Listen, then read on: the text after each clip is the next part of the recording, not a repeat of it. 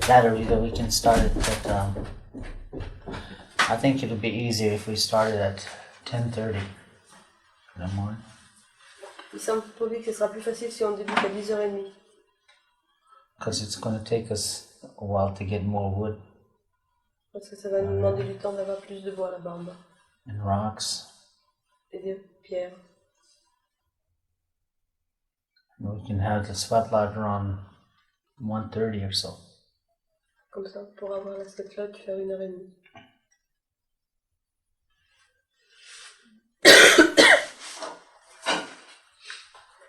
That's if everybody's willing to. Ça, c'est si tout le monde est d'accord. Yes.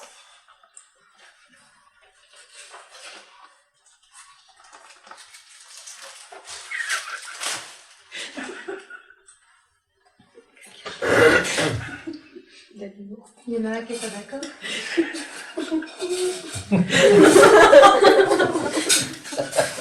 Qu'est-ce qu'il a fait son oncle. C'est grave. Merci pour les encouragements. It was easier working in nightclub mixing drinks, huh? Pas à la gueule. That's not for sure. C'est ça, On commence à faire des cocktails. In my younger days, that's what I used to do too. Tea and sugar? Avant, c'est ce qu'ils faisaient. Yes. Yes, I went to school to learn how to mix drinks, you know? Il est allé à l'école. Also this kind of drinks? Any kind, mixed drinks. Manhattan, Singapore Slims. They sent me to school for that. Il lui a dit que, suite à la minute qu'il a eue, il lui a dit que c'était plus facile de faire barman et de faire des cocktails pendant la nuit. Alors il a dit tout le monde dit, puis après il a dit, mais n'importe comment, c'est ce que je fais avant. Je suis même allée à l'école pour apprendre à faire toutes sortes de cocktails et de drinks. Those were times of learning for me. It was a nightclub. We had 11 go-go girls going all the time, in glass cages, you know. So you can't shoot them with rubber bands. Avec des caoutchoucs. Il y avait 11 filles qui étaient toujours en train dans des cages en train de tourner. Et ils passaient leur temps avec des élastiques.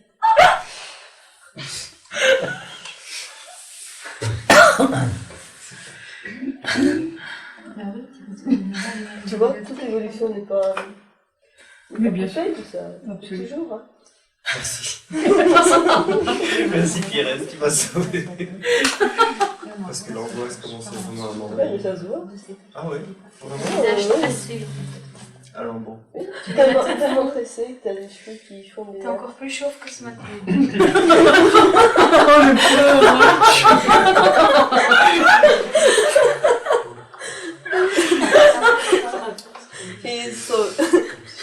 She told him that he is so stressed that he is more bored now than this morning.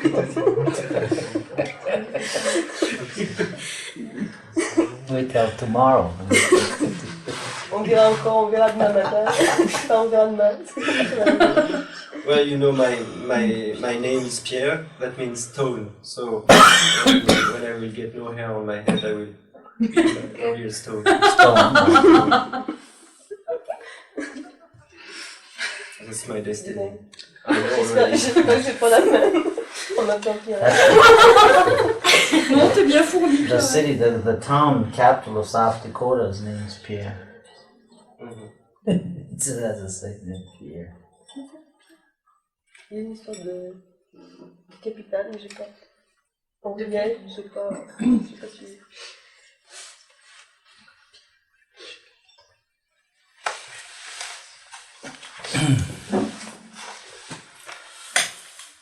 Nobody's cold. It's okay. You want? To make Already? I see a meat tomorrow. Give me a plate. I don't. To make your tea bag. Oh, okay. Un si grand truc. Encore en lâche. On aura tout.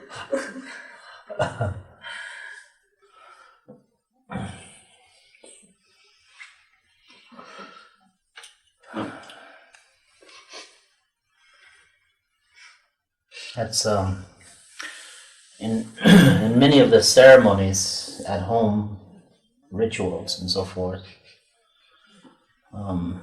Many of the medicine men are so serious all the time. You know, they have that the Catholic priest look. You know, I'm holier than everybody. You know, that kind of a feeling. You know, that you get from them. You know, they stand aloof from everybody, and many of our medicine people are that way also. And it's really a problem for them when I'm around, because I'm always laughing with people and I don't take everything serious that they want me to do. I go over there and I heal a person. It's nothing. It's not a big deal to me. It's part of life. But to them, it's supposed to be because I heal somebody. You know, it's like it's something very important. For me, it's not important, but for the patient, it's important. Yes, that's the most important thing. That the patient knows laughter. You know, I can heal him, and the patient is happy. That's all I care about. If the person pays me whatever he wants to, that's up to him. I'm not going to ask him. Because that's the way we work. We don't ask for payment. We can heal a cancer patient. That's up to you. It's whatever you want to give. We don't ask for it. We're not going to send you a bill like modern doctors. So that's some things that a lot of these people at home, medicine people, they can't understand. They can't understand why I don't do things that way. But for the 15 years I've been working, from the time my father died in 1975 and 5 years before that. From 1970, I started doing ceremonies. I started doing many things. At that time, there was Maharishi Yogi, and all these people were coming. They wanted you to be part of them, you know, and things like this, and Reverend Moon and Bhagwan, and all these people come, you know, and they want you to be part of them. I don't believe in this kind of thing. First of all, I don't like to be part of anybody, because the teaching I have is old. It's older than time itself. It's not new like other teachings. And this is one thing that I have learned throughout life. From the time that I was born until my grandfather died, and I went to Catholic school for 5 years, enough to learn how to read and write, and then run away from school. And that was the end of my schooling. But throughout my life, from that time on, I've learned everything. I've learned how I'm an electrician too. I took that training in the army. And I do many, many things. I've learned them. I went to school for them. And in the process, I've also had a lot of drinking problem, drug problem. I used a lot of drinks and a lot of drugs. I sold a lot of drugs from Santa Monica, California to Colombia and back, hauling, at that time, was hauling marijuana. So one day you're rich, next day you're poor. It was the world of the drug addict, drug pusher, drug seller. That's the way I was for a while. It's time of learning for myself. I've learned what it means. I've been in prison. I have been arrested by police 187 times. I have a record of that. 187 times I was arrested, thrown in jail. And yet, throughout all these, I refused to break from the life to live life easy, working in a motion picture industry. I worked there for many years. Stuntman and motion pictures back and forth, just to make money to get along, enough to get by. Going from town to town, from country to country, from jail to jail, and from one problem after another, over the many, many years, it seems to me. But when it finished up, it was only 20 years, and I was surprised that I was still alive. I was able to live in that time. I lost my wife, my first wife, to cirrhosis of the liver. I lost my children. I didn't lose them, but my friend raised them himself, him and his wife, because they had no children. I started a new life, a world without drugs, a world without drinks. In those 20 years, I was baptized 5 times in different churches. And I've learned something about Christianity. I learned about the ways of Maharishis. I've learned from them. I've learned from masters in karate on Okinawa. I've learned the art of martial arts, of Hapkido. I've learned these over the many years. But deep inside, I knew that something motivated me to go on with my life, whatever it was. Then the day came when I went to the top of the mountain. I picked up the pipe that I carry now. I picked it up. I had it buried in the ground. I picked it up, and I came off that mountain. I put away all those foolish things, drugs and alcohol and crazy things doing. And over the years, in 1970, when I first stopped drinking, my father couldn't believe it. My relatives couldn't see it because I was dangerous everywhere I went. There was no man can use his fist on me and hurt me, because I was that violent. Violence was a game for me for many years. To hurt people, put them in hospitals and things like this. This was a life that I lived for many years. It was very hard for me. I've learned all these ways to defend myself all the time.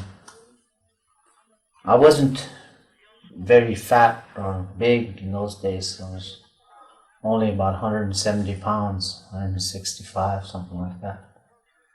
Until I turned 37 and I started gaining weight.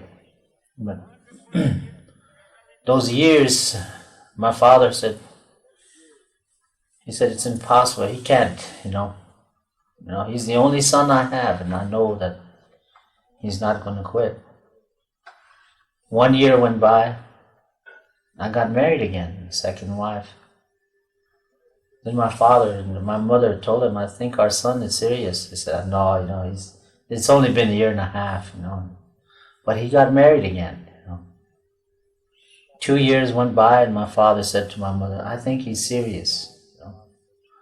I think he's really serious about not drinking and using drugs and fighting and so forth. 3 years went by, my daughter Josephine was born, my father came, he was the first one there. He came and blessed my daughter. He said, that's one we're waiting for. He said, your mother and I, we're waiting for them. To name her after your mother.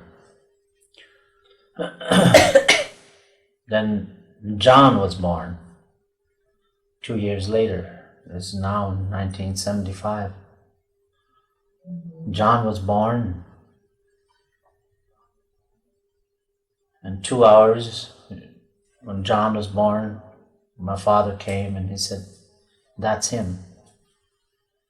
That's the man, that's the boy who's going to fan the earth.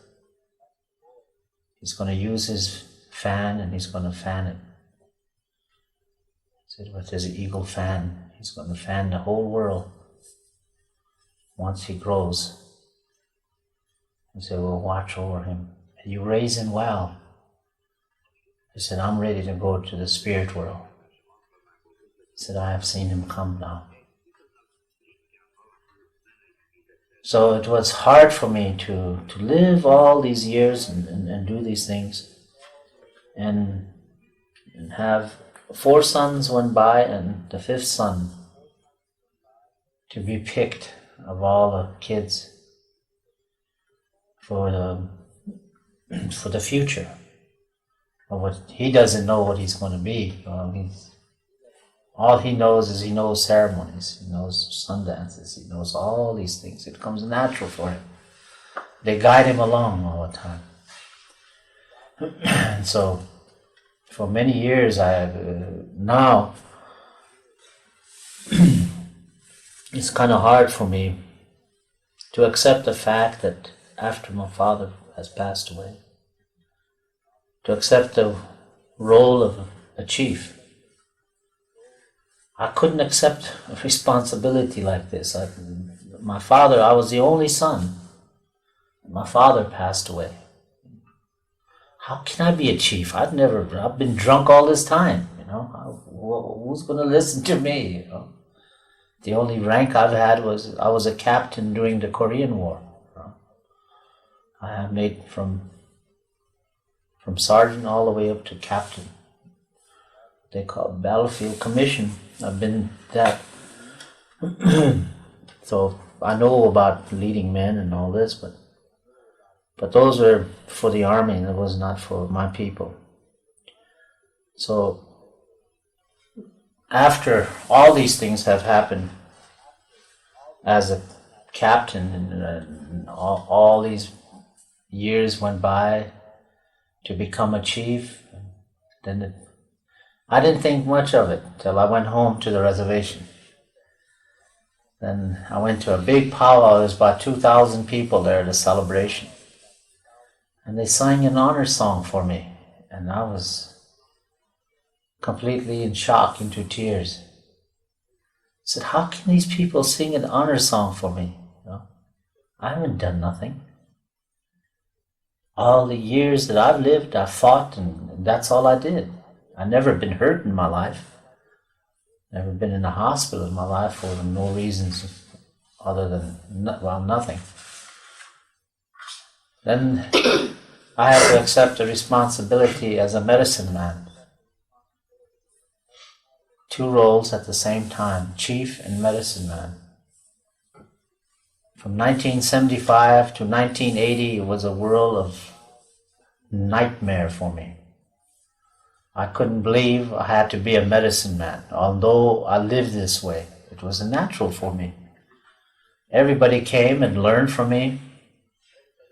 People call me medicine man. Ooh, a meme, a medicine man? And don't make me laugh. This is a natural way of life for me. I said, I don't need to be called this medicine man and so forth. It's a natural way of life. I've lived like this all the time. And they watched over me, they guide me, I'm here. And going to now, 1985, I started to realize my responsibility. Maybe I finally became a man at the age of 50 years old. But I lost 20 years in there someplace. I don't know what happened to them.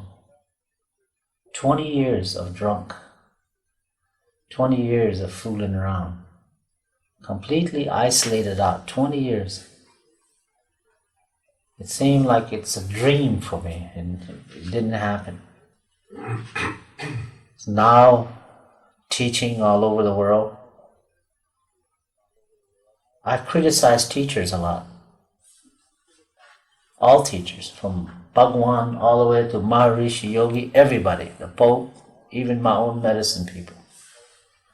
Because I feel that a medicine man, a teacher must live the life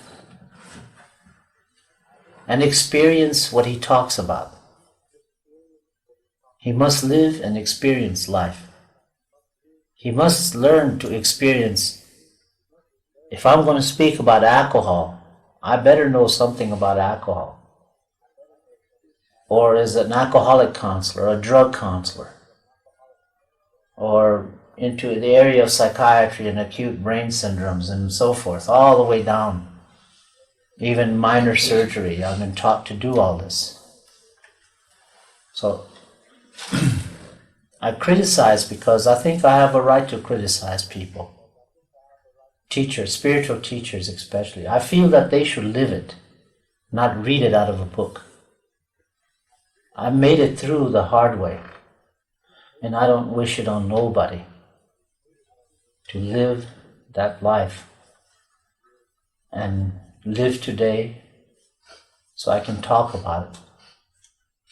The problems of my people, of why we are where we still are today in the world of reality of our spiritual teachings. Then coming here in Europe to me is like coming home in one way, because nobody did know nothing.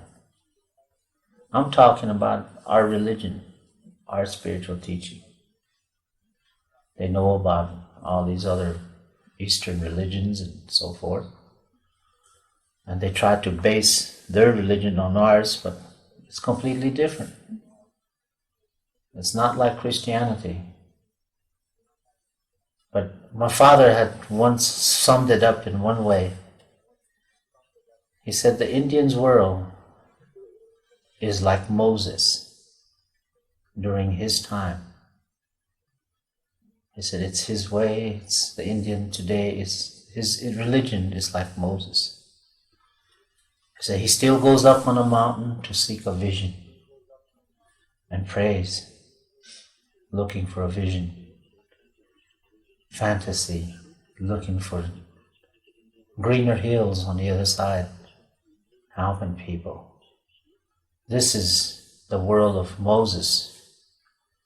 And now I feel today what my father has said is, I think we as Indians, our teaching is about the same. It's like that time to today.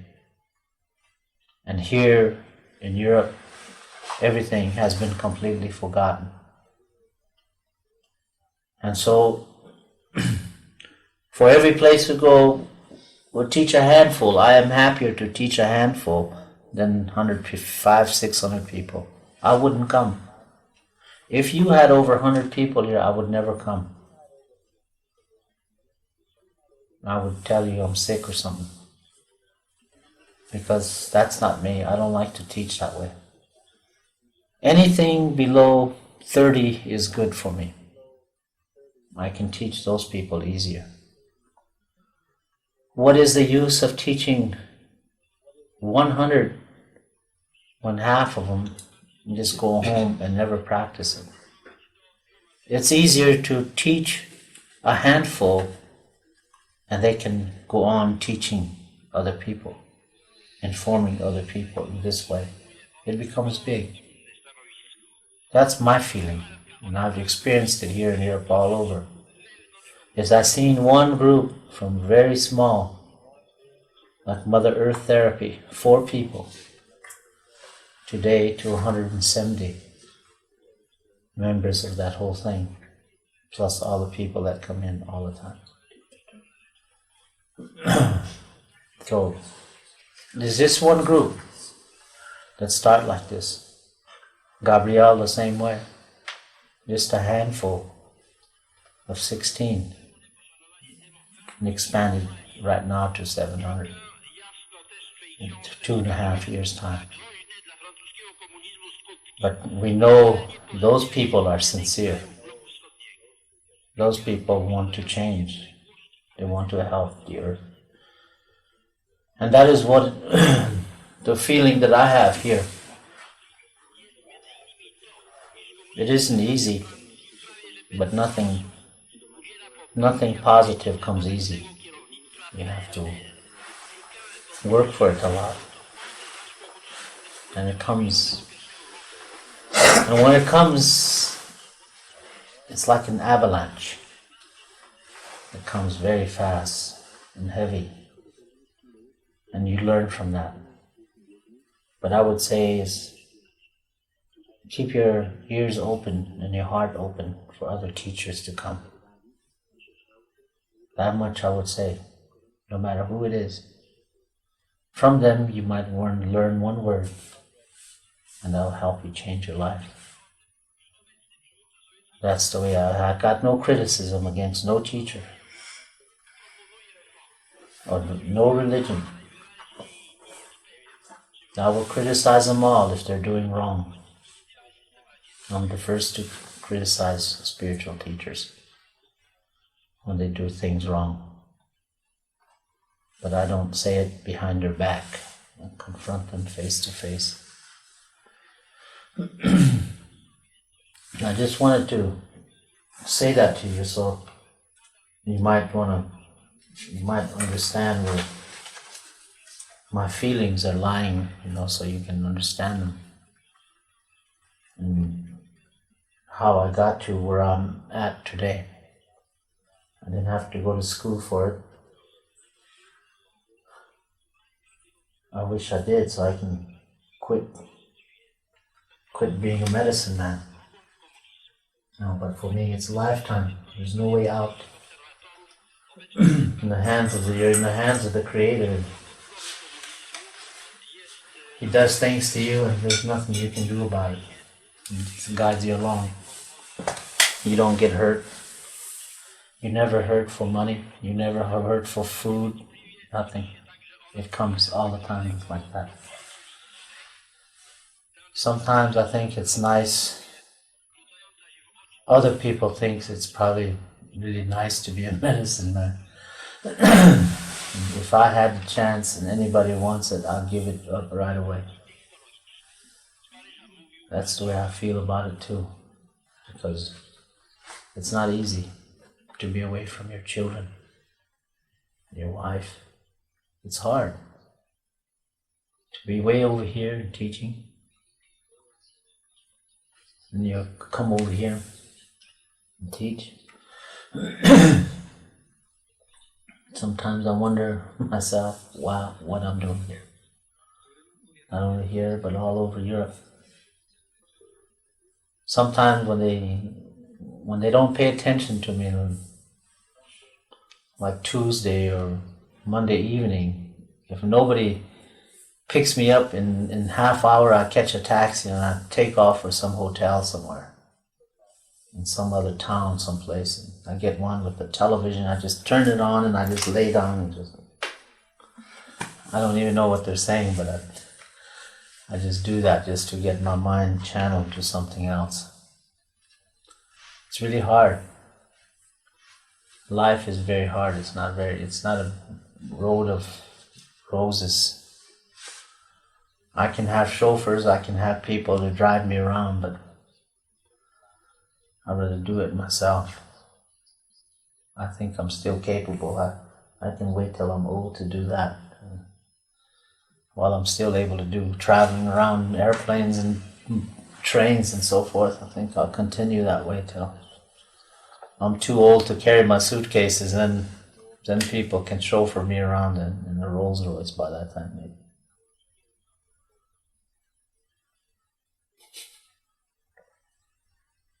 That's if Buck One hasn't bought them all.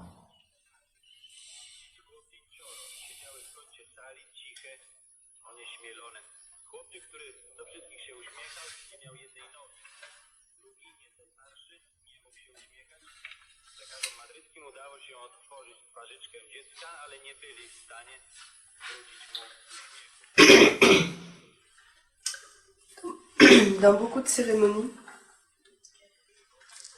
dans beaucoup de rituels, les... Ils sont belles. Non, c'est pas lui, c'est les deux autres. Je ne dors pas. No, no.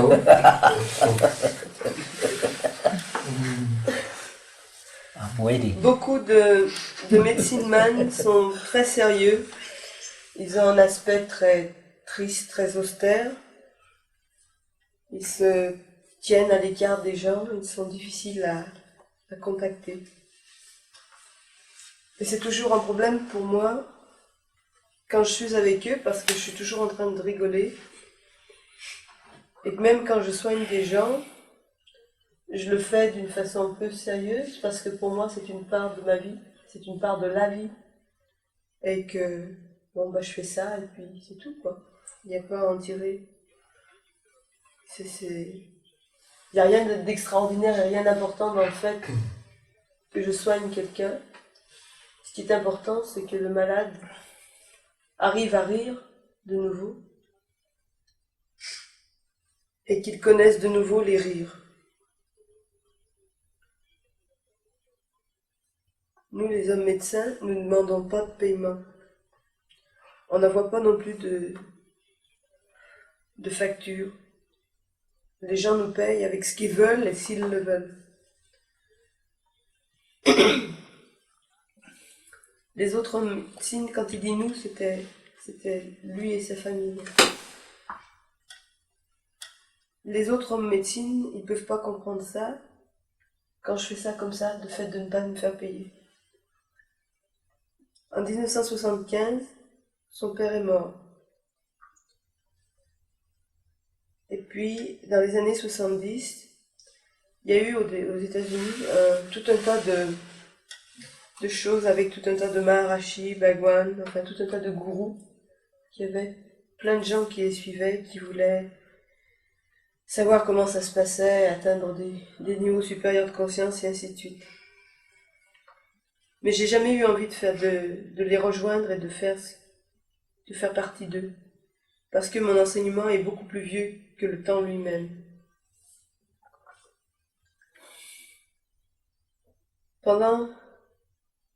Depuis le temps que je suis née,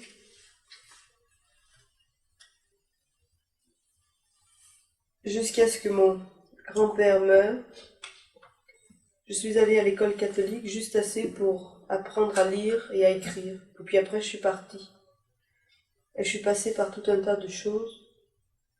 Des problèmes d'alcoolisme, des problèmes de drogue. Il a été pusher, c'est-à-dire revendeur de drogue. Il faisait le trafic entre la Colombie et Santa Monica. Et c'est une vie où un jour vous êtes très riche et le lendemain vous êtes pauvre. Il a été arrêté 187 fois, envoyé en prison. Et pourtant, malgré tout ça, j'ai refusé de casser avec ce genre de vie qui me menait de petit moment en petit moment, de problème en problème, et de ville à une autre ville. Et un jour, j'ai eu 20 ans, j'ai été surpris de voir que j'étais encore en vie. Ma femme, entre-temps, était morte d'une cirrhose du foie. J'avais perdu tous mes enfants parce que ils étaient partis de chez lui. Et soudainement, j'ai commencé une nouvelle vie. J'ai voulu commencer une nouvelle vie. Et pour commencer ma nouvelle vie, j'ai été baptisée 5 fois dans des églises différentes. Et pendant tout ce temps, j'ai appris de maîtres, de différents maîtres, des Maharashi, de l'aïkido, du karaté, mais très très profond, au fond de moi, il y avait quelque chose qui me motivait de continuer cette nouvelle vie. Un jour, je suis montée au sommet de la montagne, où j'avais enterré une pipe, et je l'ai déterrée. Et en 1970, je me suis arrêtée de boire. Personne autour de moi ne pouvait le croire. Mon père ne le croyait pas et tous les autres à côté non plus. C'était une époque où personne n'osait me toucher parce que la violence était devenue un jeu pour moi. J'avais appris à me battre pour défendre ma vie et ça faisait partie d'un jeu. À 37 ans, j'avais commencé à prendre du poids. Et pendant que je m'arrêtais de boire, un an après, mon père voulait toujours pas y croire. Ma mère non plus. Et puis je me suis remariée et mon père voulait toujours pas y croire et ma mère toujours pas. 3 ans après, ma fille Joséphine est née et mon père est venu la bénir. Et puis John est né 2 ans plus tard, c'était en 75. Et quand mon fils est né, mon père est venu et a dit, c'est le fils qui fera Tufan Sef, jouer de l'éventail, qui jouera de l'éventail avec la plume d'aigle qu'il a, tout autour du monde. C'est une façon de dire que, vous avez vu quand il fait brûler la sauge dans le bol, il active l'air avec la plume d'aigle. C'est certainement rapport à ça. Moi, c'est juste. D'accord. Et cet enfant, donc ce fils, fera le tour de la terre en faisant de l'éventail avec la plume d'aigle. Et c'était assez curieux de voir que 4 fils étaient partis et qu'un était pour le futur. Maintenant, il le guide tout au long, le grand-père, les grands-pères, le guide tout au long de sa vie.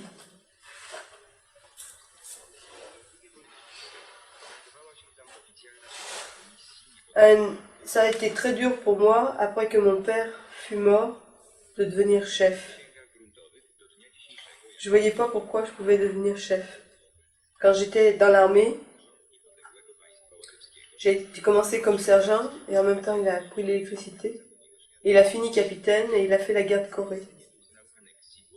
Et il ne comprenait pas pourquoi il devait devenir chef. Il est revenu chez lui à la réserve et au cours d'un powwow où il y avait 2000 personnes qui ont chanté un chant d'honneur pour lui. Et il avait honte, il ne comprenait pas pourquoi on pouvait chanter un chant d'honneur pour lui. Et puis après avoir accepté le rôle de chef, j'ai accepté un autre rôle, celui de médecine man. Ces années-là, pour moi, ont été un cauchemar. Et puis en 85, j'ai commencé à réaliser mes responsabilités. Mais je pense que j'ai perdu 20 ans de ma vie en étant complètement isolée, ivre. Et maintenant, je suis en train d'enseigner partout dans le monde. Je critique tous les enseignants.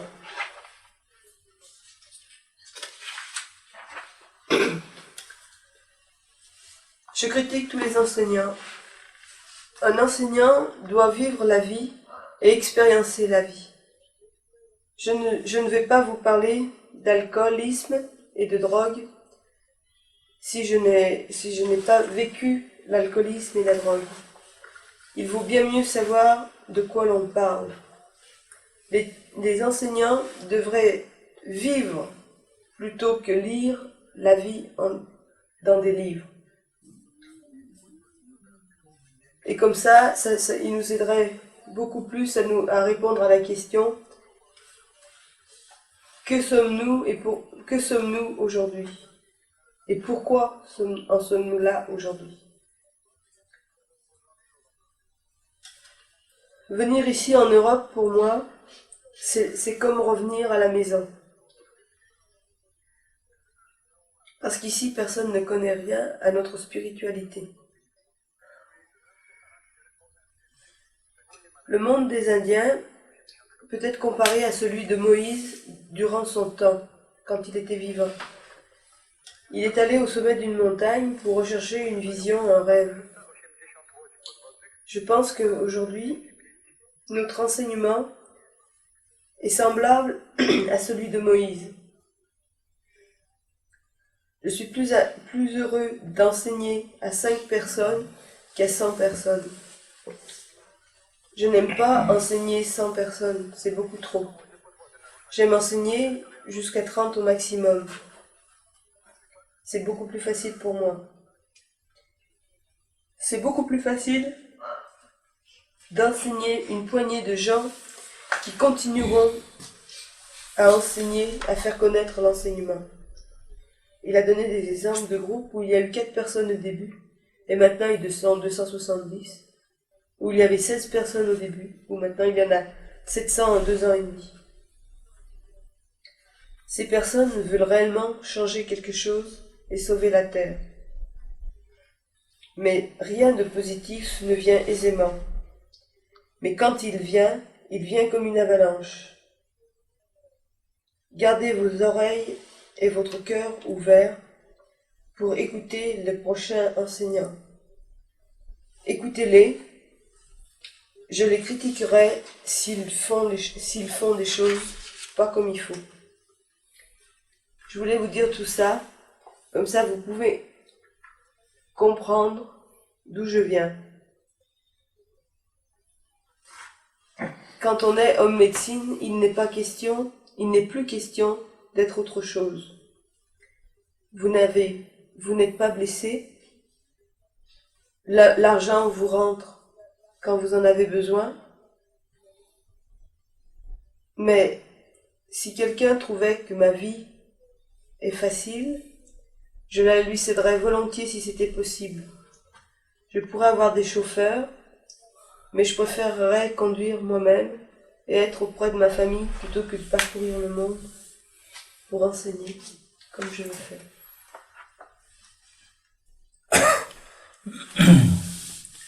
There are different medicine men who do different things in different worlds. I guess you might say I'm in what they call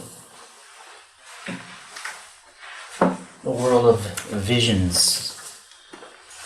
The vision medicine man, which we call in our language the Wayatram. The Wayatram, who lives on the world of visions, to be I can relate to you 4 right in a row, spanning 10 years of 4 visions. The first one was when my father was yet alive. He'd take me to the mountain for a vision quest. And after 4 days and 4 nights, I didn't see nothing.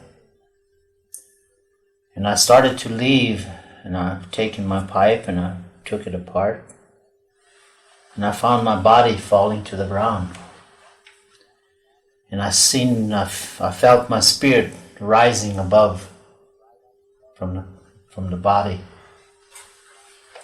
And it raised to the tops of the trees, to the bottoms of the trees. That's where I stopped and I looked at my body down below.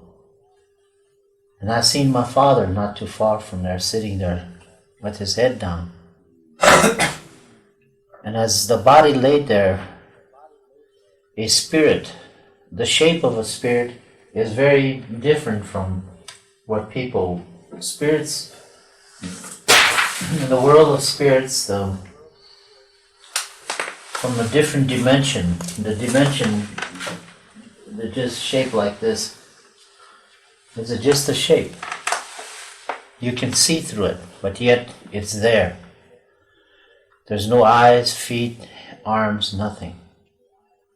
But when it grabs something, an arm comes out and grabs whatever it wants to grab. This was not my first experience. I've experienced these when I was yet a kid, a child. In my growing years, learning from my grandfather, I know about these. And he said, in my language, he said,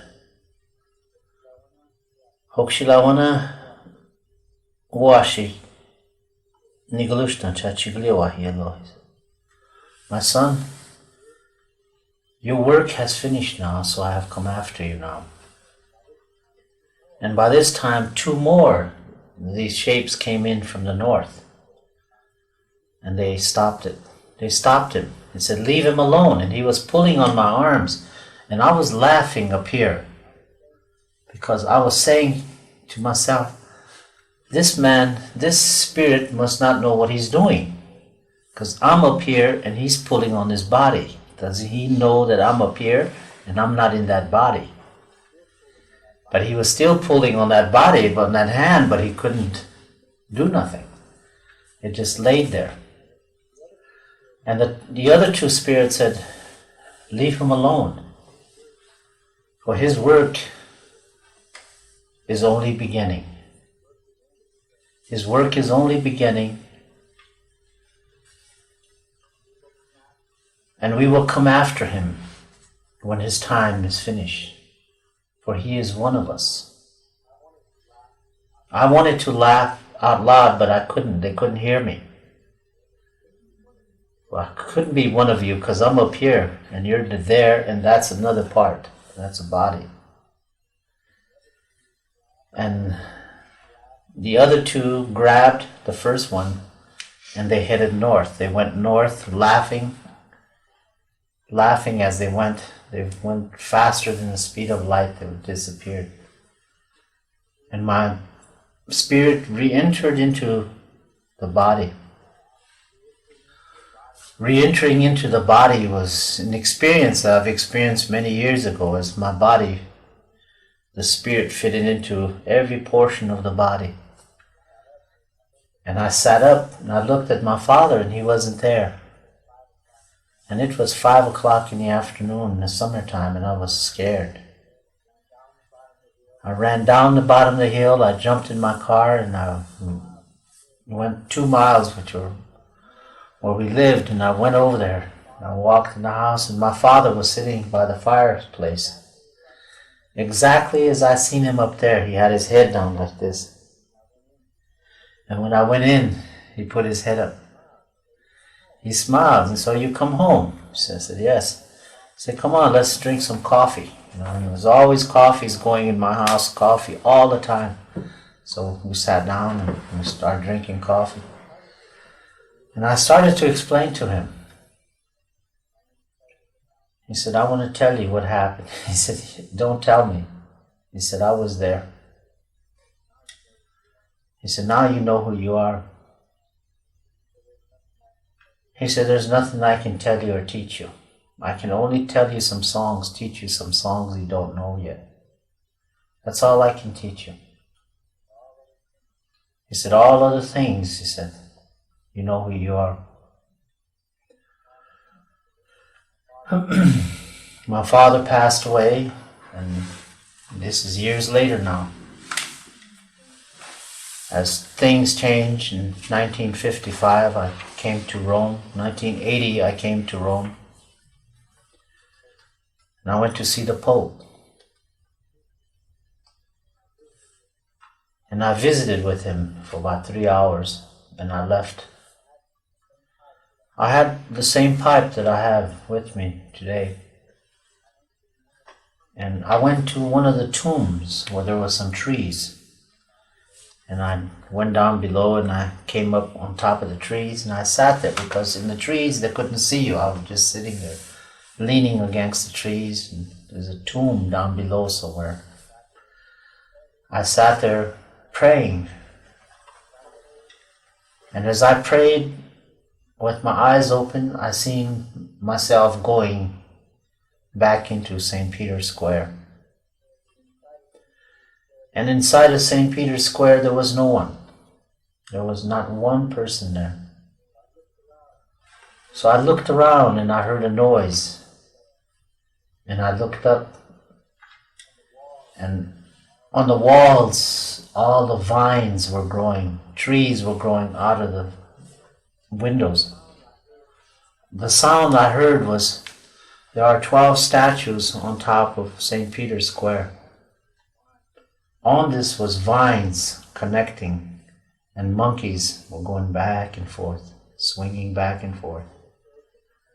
I made a circle and turned, and I looked at the souvenir stores, and there was trees growing out of them. There was no human left. In the cobblestones between were grasses and weeds growing. And as I walked away, I entered yet another dimension. Now from the human dimension to this vision to the second dimension. I walked into the second dimension. And in this dimension, on the left was a square table. And on this table sat all the leaders of the world, dictators, presidents, generals. And one of them said, "Lame Deer, join us." But a voice behind me said, "Keep going to the other end of the table. Turn around and look to the left." I walked to the end of the long table, and when I turned to the left, there was a round table on the left. And on the round table sat all the spiritual teachers that this world has known. And a voice said, from there said, "Come and join us." But a voice behind me once again said, "Keep on going." I wanted to join the square table or the round table, and yet this voice pushed me on. He said, "In front of you is a light. That is where you're walking. We will guide your way. Have patience. Do not fear nothing. Keep on walking." And I came out of the vision. I came out of the second dimension, the first dimension, into the present. And I came right out of it. I came out of it when my coordinator came and was shaking me. "Where have you? You've been sitting here all this time. We've been looking for you for 2 hours. And this long I've been sitting there with this vision in front of me." There's to me, this vision that I've received there was, is it the destruction of Rome? Where have the people gone? The only thing that I know of leaving a city intact and completely destroying it is to take the blast and heat out of the atomic bomb, and you have a neutron bomb. That's the only thing that'll completely destroy a city, the people, everything. That'll leave all the buildings standing. It's the radiation. That's the only thing that I surmised from that vision. I couldn't understand what it was. This was in 1980, early this spring, as I sat on the mountain here in Switzerland, close by here. I was very bothered because I gave a talk at the Young Institute in Zurich. And I criticized Jesus Christ from the very beginning for almost 2 hours in his teachings. Not criticizing him, but the Christianity.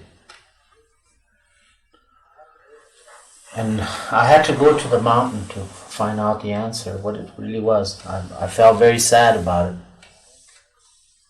And when I went there, I had the same vision.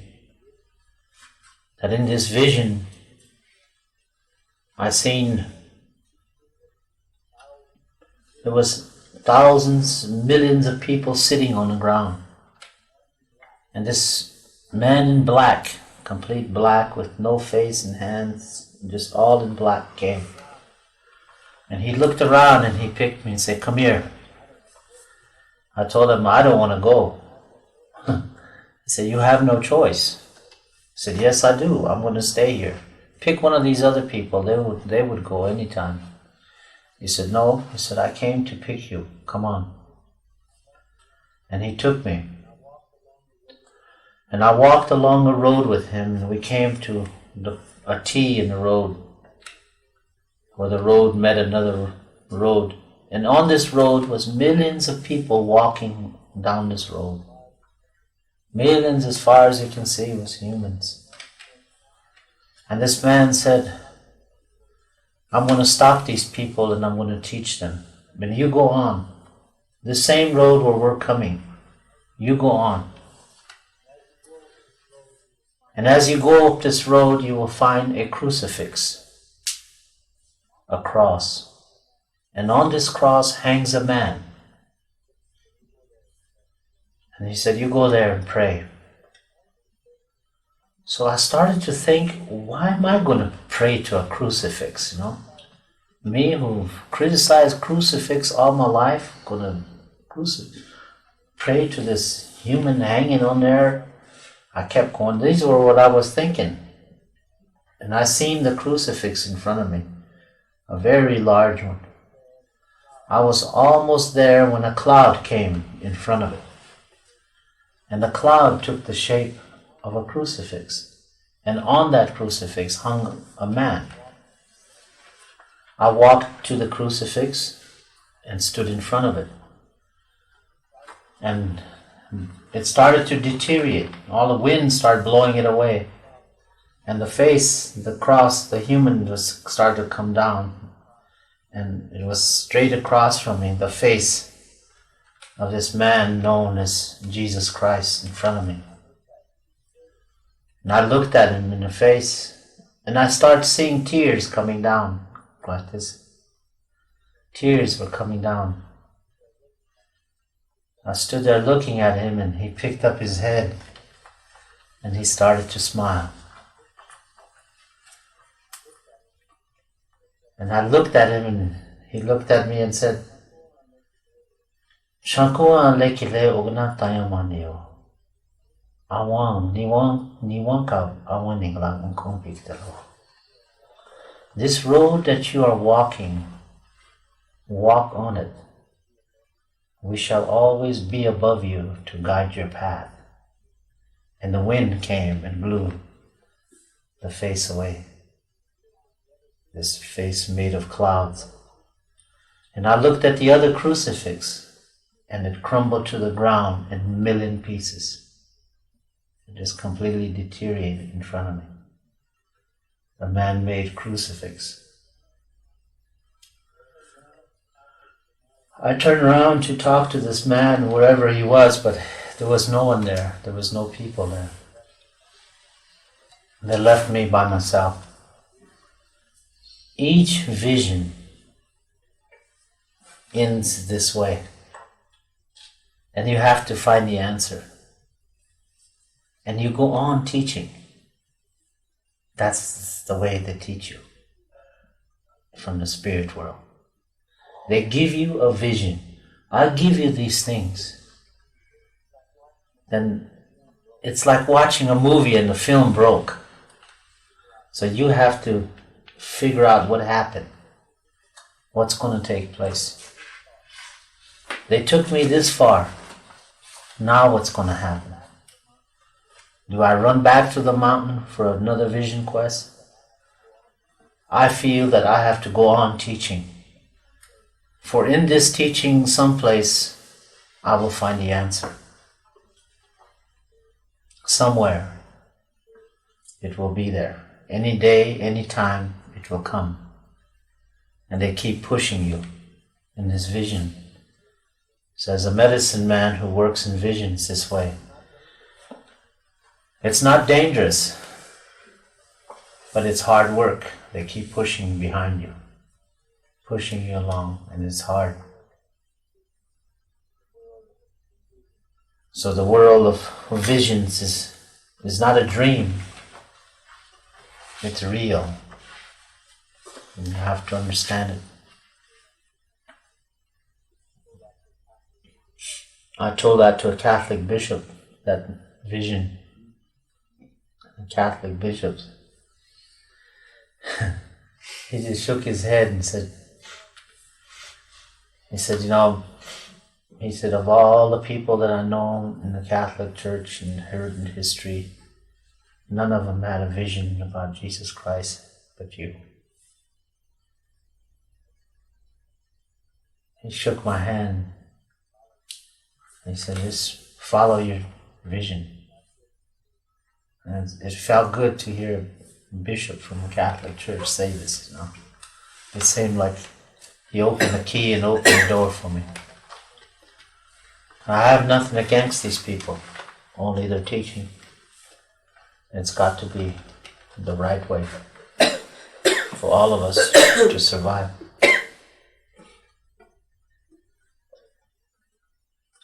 Sort of want to end it in this evening with that. So I know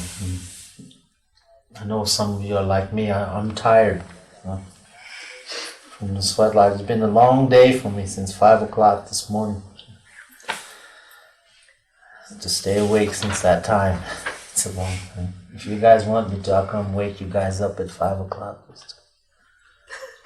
just to walk around in the dark. Si vous voulez, il vient vous réveiller à 5h du matin pour se balader dans la nuit. C'est sympa. Oh, it's so good when you wake up and look at the time, it's only 3 o'clock, you know.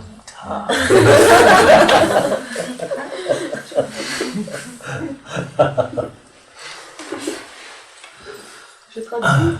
Oui. Il y a plusieurs sortes de médecine man et il y a plusieurs enseignements. Le monde des visions. Parmi les hommes médecine, il y a un troisième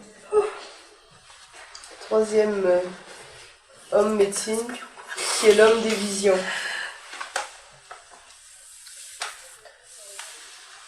Un jour, mon père m'a emmené sur la montagne et pendant 4 jours et 4 nuits, je suis restée sans rien à manger, rien à boire. Et puis, rien ne s'est passé. Il n'y a pas eu de vision, il n'y a rien eu, c'était désespérant. Il a commencé à partir. Et puis soudainement, il est tombé par terre. Et il a vu son esprit quitter son corps. Il a vu son esprit s'envoler et d'où il était, il voyait son corps par terre et son père pas très loin. La forme d'un esprit, c'est très différent de ce que les gens pensent. C'est la forme qu'il a dessinée au tableau. Il n'y a pas de Dieu, il n'y a pas de pied, il n'y a pas de bras, il n'y a rien du tout. Mais n'empêche que quand ils veulent attraper quelque chose, ils savent très bien se faire des bras pour aller en direction de ce qu'ils veulent. L'esprit a dit, « Mon fils, ton boulot est fini. Viens avec moi. » 2 esprits sont venus du nord et lui ont dit, laisse-le tranquille. Et il secouait mon corps, et moi là-haut, je me disais, il secoue mon corps, et moi je suis en haut.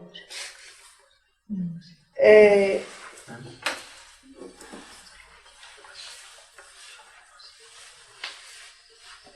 les 2 esprits continuaient à dire, laisse-le tranquille parce que son boulot vient juste de commencer. Et ils ont attrapé le premier esprit et ils ont disparu à la vitesse de la lumière. Et mon esprit a réintégré mon corps. Et quand j'ai repris connaissance, j'ai eu très peur. C'était 5h de l'après-midi, un jour d'été. J'ai couru vers ma voiture, je suis rentrée à la maison, j'avais vraiment très peur. Et dans la maison, il y avait mon père près du feu, qui était endormi, appuyé, la tête appuyée sur sa main. Et quand je suis rentrée, il a levé la tête, il m'a regardé, il a souri. Et moi, je lui ai dit, tu sais ce qui vient de m'arriver? Et mon père a répondu, c'est pas la peine de me le dire, j'y étais. Je peux rien te dire de plus que ce qui s'est passé. Je peux simplement t'apprendre des sons que tu ne connais pas encore.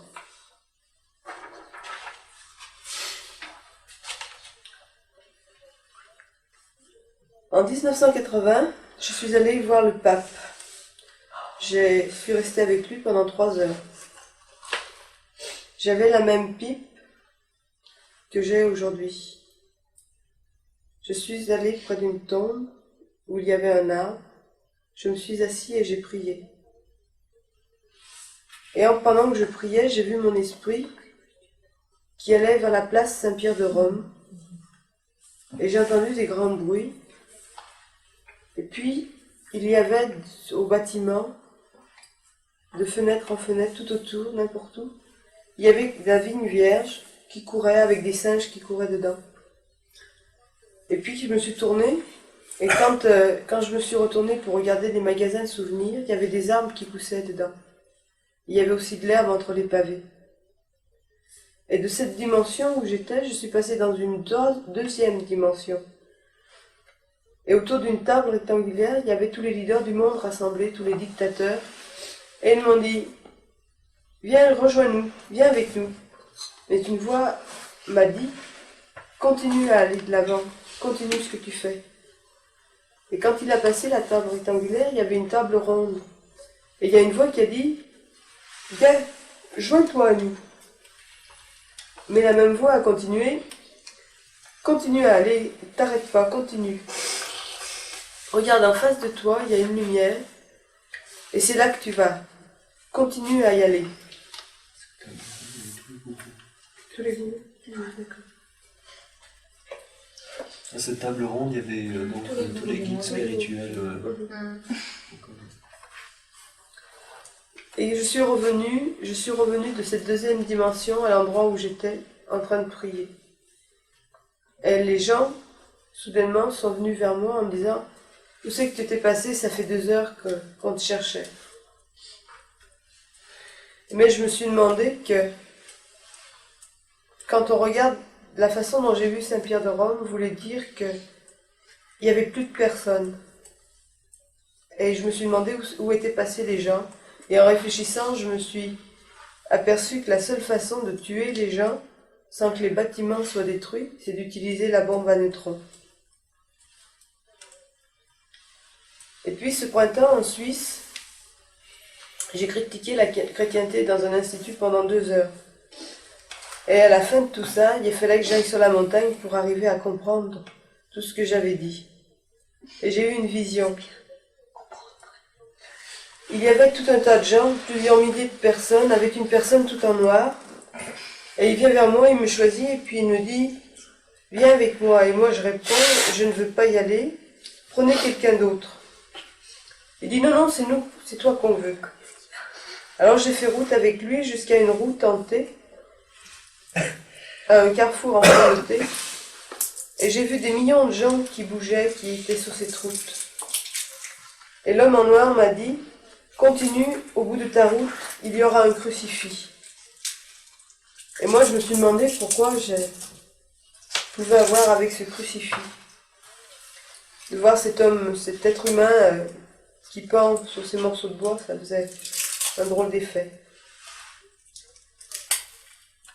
Et je continue ma route, et soudain du ciel, il y a un nuage qui descend, et qui prend la forme de crucifix avec un homme dessus.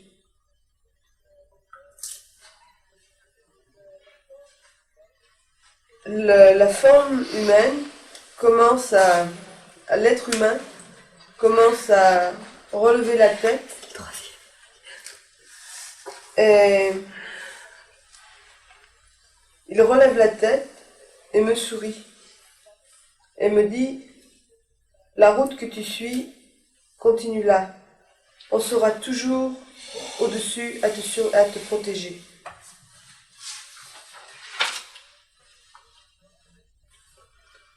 Les visions, c'est comme ça.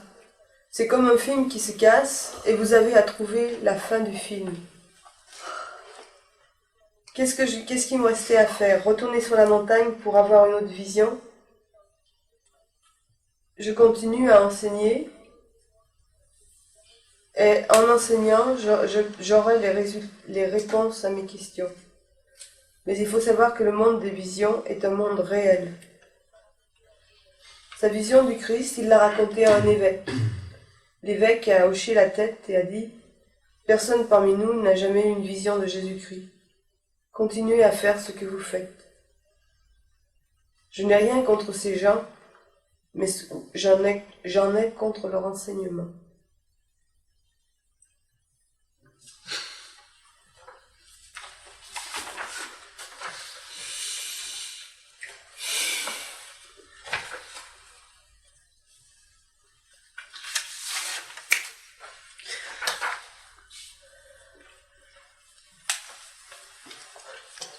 C'est bien réveillé. À quelle heure est-ce qu'on se lève demain?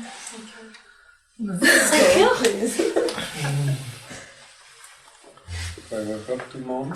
What time do we wake up tomorrow morning? 5. 5? Oh. We have to be here at 5. No, it'll be the same time in the morning. So we meet for the breakfast? Yeah, 8 o'clock. Ok. 8 o'clock.